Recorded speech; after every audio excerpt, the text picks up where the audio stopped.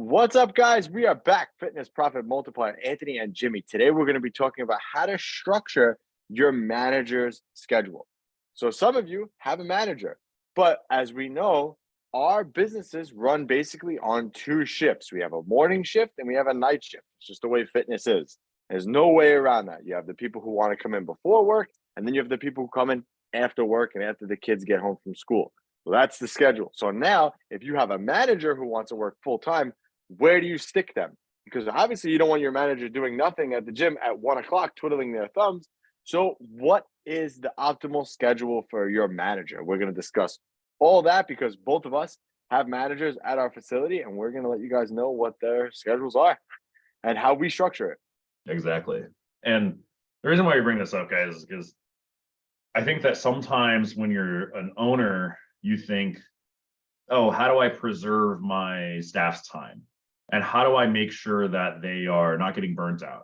How do I make sure that they're being taken care of properly? And that's all well and good. And that's part of being a small business owner and being, this mom and pop kind of feel that a lot of us probably have.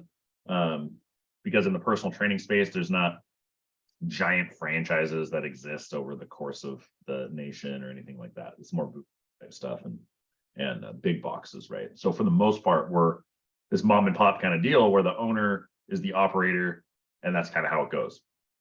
But when you scale up to a point where you're taking yourself out of the business completely, excuse me, you're taking yourself out of the business completely and you scale yourself up to that point, the thing we have to look at is, okay, what is best for the business though? What is best for the business is what you have to first consider before considering what is best for your employees. Because what is the best job for your employees is that your employees would never work weekends. They would never work past 5 p.m. They would never work earlier than 9 a.m., right? Like that's the ideal schedule for somebody, right? That's why the 9 to 5 exists. And that's why people want to work 9 to 5, but that's not the nature of our business. We're service-based. So you have to think of it in those terms. What is best for the business first, not what is best to take care of my employees. Because your employees, if they're good employees, are going to work whatever shift you give them. And they understand the nature of the fitness industry. The nature of the fitness industry outside of our facilities is split shift work. Right? So keep that in mind. They're already coming in to a facility where they're getting paid the same hourly for whatever they're doing. They're not having these weird gaps between clients. They're not working splits where they have to work 5:30 a.m. to 9 p.m. and have weird breaks in between where they can barely go fit a doctor's appointment in because it's like an hour here, hour there, right? Barely fit a workout in because it's an hour here, hour there. They're not working that way. So they're working more shift-based. So that being the case, you're already giving them a benefit from the fitness industry as a whole. And your individual employees don't have to sell training either.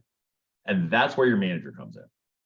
So when we look at a manager's schedule, we have to look at when the hot times are for new client acquisition.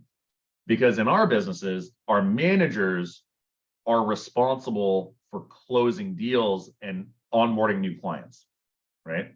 So their responsibilities are quality assurance, covering sessions when you have staff that's out of town or whatever happens with them, they get sick, blah, blah. The manager is there to cover those sessions, to have that availability, okay? Is going to take on additional one-on-one clients or smooth things over with clients when there's issues, that kind of thing, right? And make sure that promotions are getting out on time and they're following up with people, whether they're following up or they have a assistant following up with leads and that kind of thing, okay? But what does an ideal schedule look like for that manager when it comes down to when the hot times are for onboarding? So you could probably look at your schedule, go back 2 weeks, a month, look at when all of your appointments are being booked, right? When are your onboarding appointments being booked? It's very simple. Majority of your onboarding appointments are probably somewhere between 4 p.m. and 7 p.m. Okay. And then maybe there's a few that are mid-morning, right? That are 9, 10, 11, right? That's probably typically where your sales meetings exist, right? You probably don't have a ton of sales meetings that exist on Saturday. You probably don't have a ton of sales meetings that exist on Friday night, right? But Monday through Thursday, 9 to 7 is probably the schedule. If I'm to put it together, is probably the schedule. Now, you may be asking, well, what happens when somebody wants to book at 8 a.m. for a sales meeting? Book them at 8 a.m. and have your manager run that, because the likelihood of them having an 8 a.m. sales meeting and a 7 p.m. sales meeting is pretty rare on the same day, right? It may happen here and there. And our managers experience that every now and then.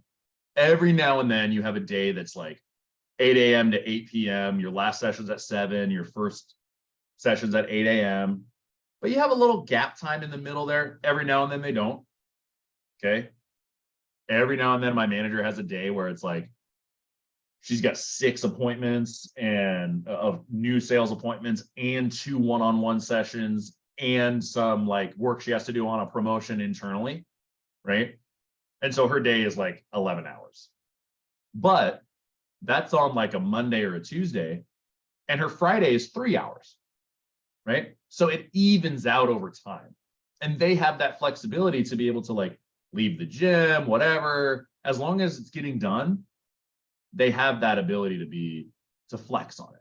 So what's the ideal schedule for a manager? I think it's probably 9 to 7, 4 days a week, with a little bit of coverage here and there, a little bit of flexibility on the end time or the start time of the day, just depending on what they've got going on.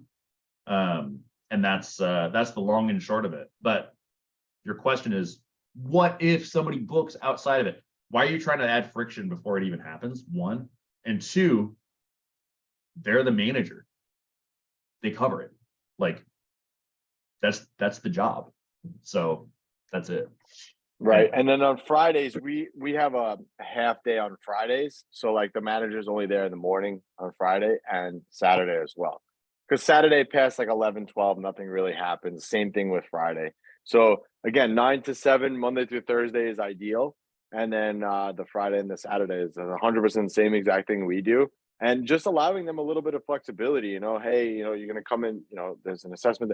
And typically what we found is that when new people usually don't set up assessments that early in the morning, typically. And if they do, they don't show it. Typically. Like, I wish I had the percentage on my head, but we usually, I would say it's a good, anything after 10 is like fine, like normal. That's usually when they show up. But anything before that is very rare.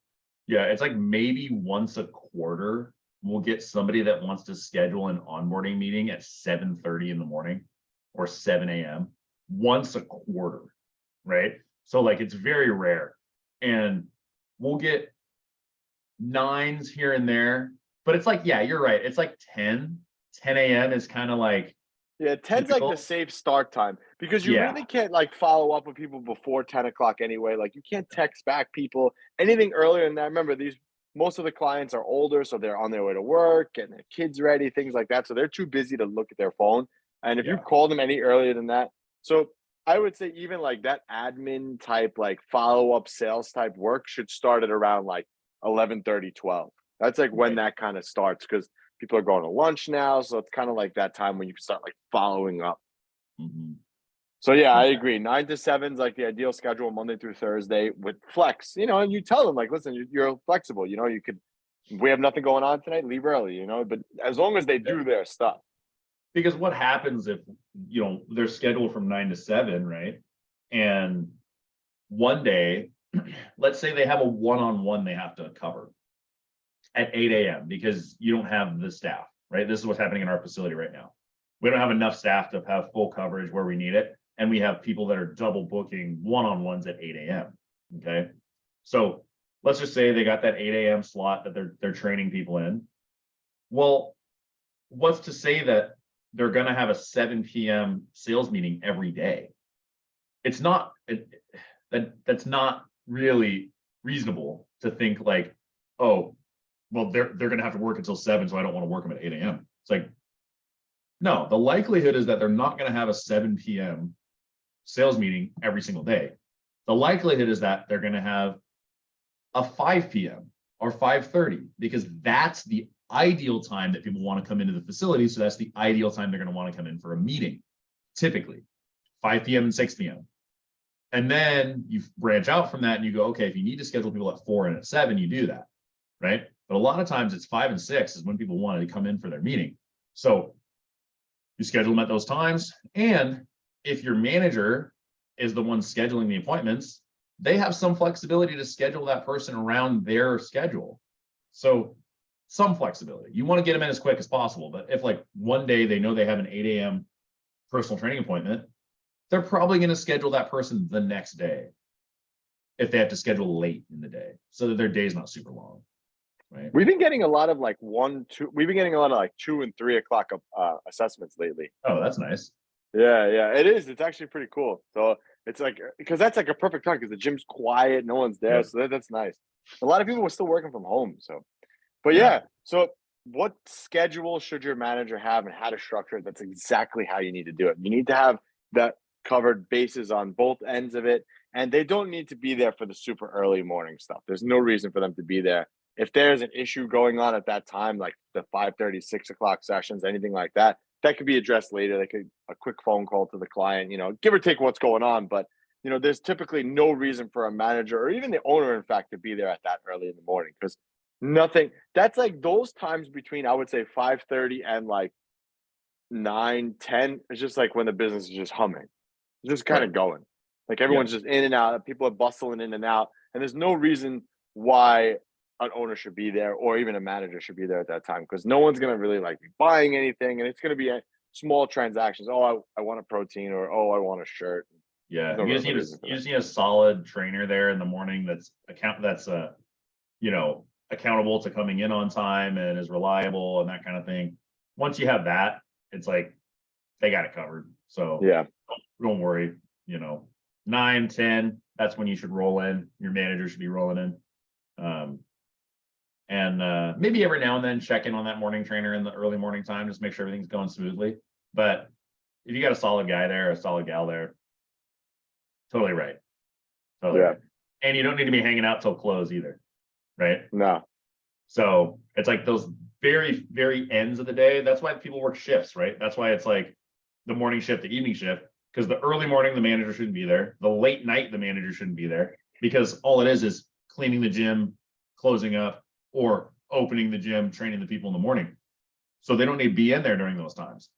They need to be in there during like banker's hours, kind of, but a little bit longer than banker's hours, because later in the evening helps to get those sessions through and get those sales meetings going.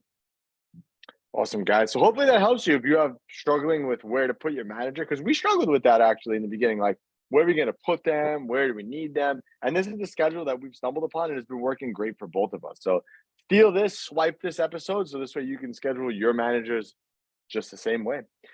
Anthony and Jimmy, Fitness Profit Multiplier, for all your business needs. Just click that link below. There's free training in there. You can join our Facebook group, and you can also book a call with us. Anthony and Jimmy, and we'll catch you guys on the next one.